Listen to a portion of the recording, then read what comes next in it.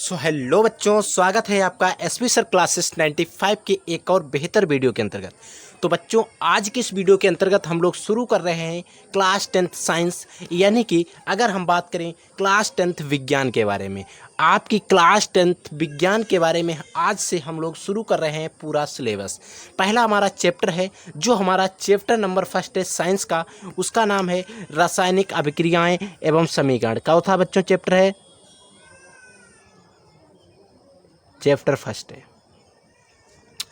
First है हमारा रासायनिक अभिक्रियाएं एवं समीकरण। तो इन्हीं पूरे चैप्टर के बारे में हम लोग अच्छे से डिस्कस करेंगे, पूरा चैप्टर कैसे मज़े में पढ़ेंगे। तो आज हमारा इस चैप्टर का लेक्चर नंबर फर्स्ट होने वाला बच्चों। आपकी आज के वीडियो के अंतर्गत पहली क्लास होने वाली है। आज के इस वीडियो के अंदर हम आपको इंट्रोडक्शन देंगे पूरे चैप्टर का, क्या क्या हमें इस चैप्टर के अंतर्गत पढ़ना है, क्या क्या चीज़ें हमसे पूछी जाएंगी हमारे बोर्ड एग्जाम के अंतर्गत। तो आपको एकदम डिसिप्लिन से एकदम अच्छे से पूरा चैप्टर समझ लेना है। देखिए बच्चों, सबसे पहले बात आती है रासायनिक अभिक्रियाएं। देखिए रासायनिक अभिक्रियाएं जो हैं क्या होती हैं, आपको समझना है कि हमारी जो रासायनिक अभिक्रिया हम चैप्टर चिल्ला रहे हैं ये क्या होती हैं, और जो हम समीकरण चिल्ला रहे हैं ये क्या होता है। तो बच्चों, अगर हम बात करें, देखिए डिफिनेशन लिखी हुई, पहले आप एक बार डिफिनेशन को पढ़िए। मैं आपको डिफिनेशन ऐसे ही समझा दूंगा, आपको दोबारा पढ़ने की आवश्यकता नहीं पड़ेगी। बच्चों देखिए क्या कह रहा है, वह अभिक्रिया, ऐसी अभिक्रिया जिसमें एक या अधिक, एक हो सकता है अधिक हो सकते हैं, पदार्थ परस्पर अभिक्रिया करके क्या करते हैं, अभिक्रिया करके, अर्थात पुनः व्यवस्थित होकर, अर्थात अभिक्रिया करेंगे या वो पुनः व्यवस्थित होकर नए पदार्थ का निर्माण करते हैं। क्या करेंगे, वो नए पदार्थ का निर्माण करते हैं।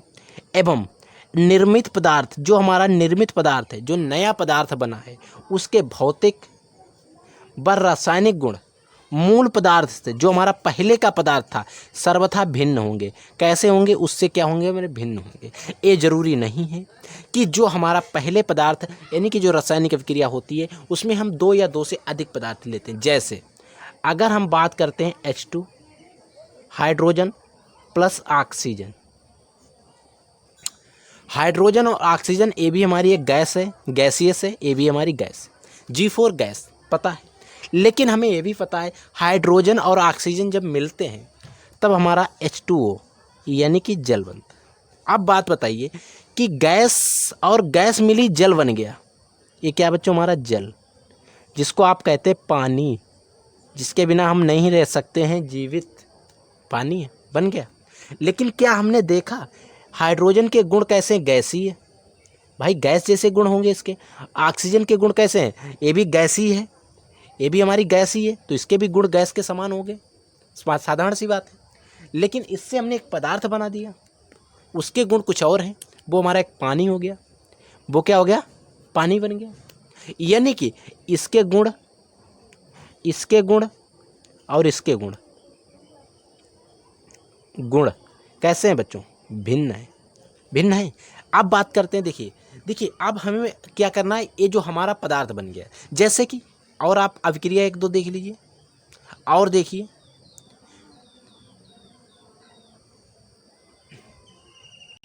जैसे अगर हम बात करते हैं Mg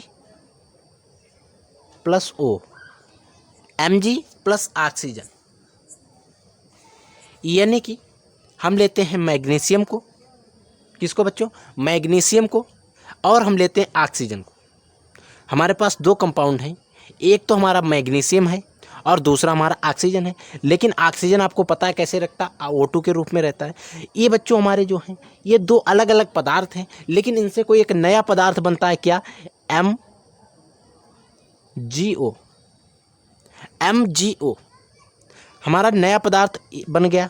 अब हमें बताना है, अब जो हमारी हेडिंग पड़ी थी समीकरण, रासायनिक अभिक्रिया और समीकरण, ये देखिए पड़ी थी हेडिंग रासायनिक अभिक्रिया और समीकरण। तो बच्चों हम जो ये बना रहे हैं ये हमारा समीकरण ही है। ये क्या बच्चों, हमारा समीकरण ही है, समीकरण, यही बच्चों हमारा क्या है, समीकरण। अब हमारे इसमें क्या है, देखिए जो हमारा हमने रिएक्शन बनाई, ये समीकरण, ये हमारी रासायनिक अभिक्रिया थी। अब इसमें जो हम पदार्थ लेते हैं इनको कहते हैं बच्चों उत्पाद होते हैं।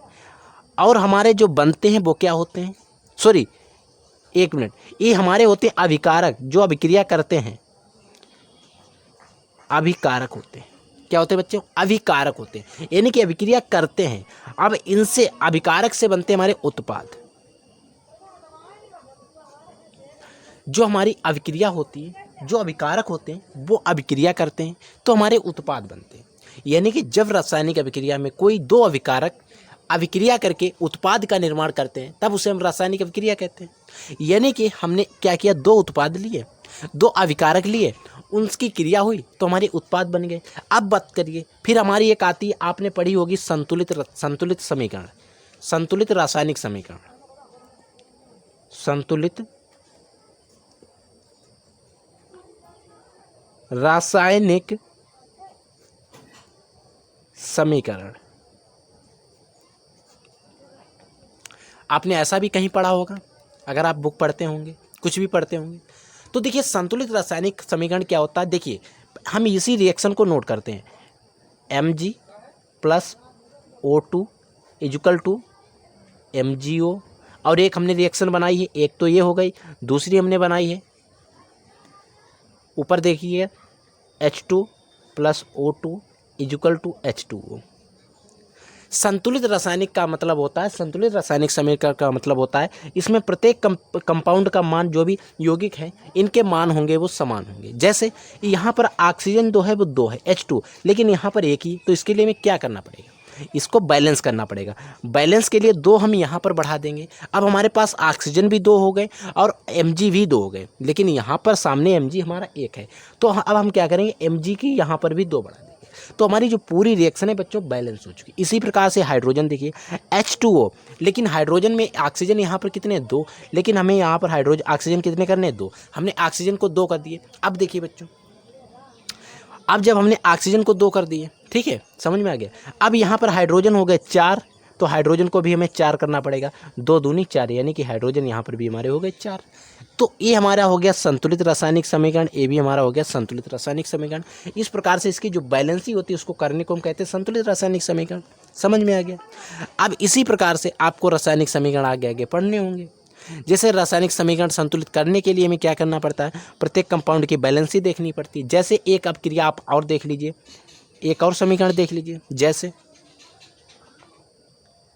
आपकी बुक में दिया होगा Na plus H2O, sodium plus जल की जब क्रिया कराई जाती है, सोडियम प्लस जल की जब हम क्रिया कराते हैं तब हमारा बनता है NaOH प्लस हाइड्रोजन गैस मुक्त होती है, हाइड्रोजन गैस मुक्त होती है। लेकिन ये रिएक्शन क्या हमारी संतुलित है? नहीं है, ये आपको भी पता है, क्योंकि यहाँ पर हाइड्रोजन की अगर हम गिनती करें तो दो और एक तीन हाइड्रोजन है, लेकिन यहाँ पर कितने हैं, दो ही हाइड्रोजन है। गलत है, बैलेंस नहीं है। अब हम इस रिएक्शन को करेंगे बैलेंस।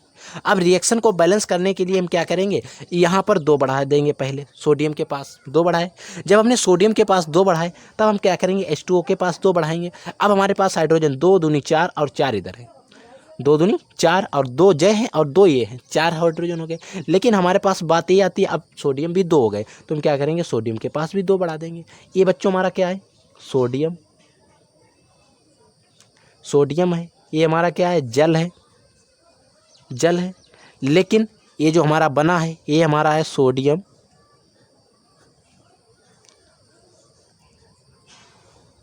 हाइड्रॉक्साइड, सोडियम हाइड्रॉक्साइड, और ये क्या है, हाइड्रोजन है। बच्चों क्या है, हाइड्रोजन। इसमें ये जल है, ये ऑक्सीजन है, ये हाइड्रोजन है, ये मैग्नीशियम है, ऑक्सीजन है, ये मैग्नीशियम ऑक्साइड है।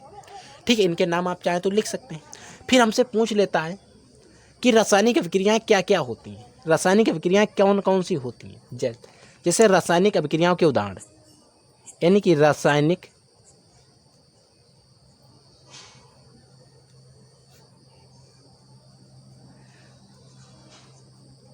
अभिक्रिया के उदाहरण, यानी कि रासायनिक अभिक्रिया जो है इनके उदाहरण क्या है। तो जैसे पहला उदाहरण लेकर हम चलते हैं आपको, भोजन पकाना। भोजन पकाना, भोजन पकाना क्या है, भोजन पकाना भी एक रासायनिक अभिक्रिया का उदाहरण। क्योंकि आप भोजन में मान लीजिए आपने क्या किया, चावल डाले प्लस उसमें पानी डाला और हमारा भात बन गया। भात बनता है, लेकिन चावल के गुण और थे, उसमें पानी भी मिला तो बना हमारा एक अलग कंपाउंड भात। लेकिन एक खाना पकाना भी हमारा एक रासायनिक अभिक्रिया है, क्यों है ये भी है। दूसरी बात यहाँ पर निकल के आती है, आप क्या करते हैं, लकड़ी जलाते हैं, लकड़ी जलाते हैं, उससे हमें क्या मिलती है, हीट, उन्हीं की ऊष्मा मिलती है। ऊष्मा, ऊष्मा से हमारी जो भी बर्तन होता है वो गर्म होता है, गर्म होने से हमारा पूरा भात फिर बन जाता है। इस प्रकार से रासायनिक अभिक्रिया का ये उदाहरण है। इसी प्रकार से सारे उदाहरण हम अभी और कई सारे उदाहरण समझेंगे नेक्स्ट लेक्चर में। तो आज के वीडियो में बच्चों इतना ही रखते हैं। आप लोग इसको नोट करते चलेंगे अपनी नोटबुक पर। हम आपको एकदम सीरियल से पूरा चैप्टर पढ़ाएंगे, आपका पूरी अच्छे से तैयारी करवाएंगे। बस इतना नोट करने के बाद आपको नेक्स्ट लेक्चर में इससे आगे कंटिन्यू किया जाएगा। तो आई होप आपको ये वीडियो पसंद आया होगा। अगर आपको वीडियो जरा भी पसंद आया तो वीडियो को लाइक कर देना, चैनल पर नहीं तो चैनल को जरूर सब्सक्राइब कर लेना, ताकि मैं जो भी वीडियो अपलोड करूँ उसका नोटिफिकेशन सबसे पहले आपके पास पहुँचे और आपकी जो तैयारी है वो समय समय पर बेहतर हो सके बच्चों। ठीक है, तो जय हिंद, वंदे मातरम। हम मिलते हैं नेक्स्ट वीडियो में इसी टॉपिक के साथ। तब तक के लिए जय हिंद, वंदे मातरम।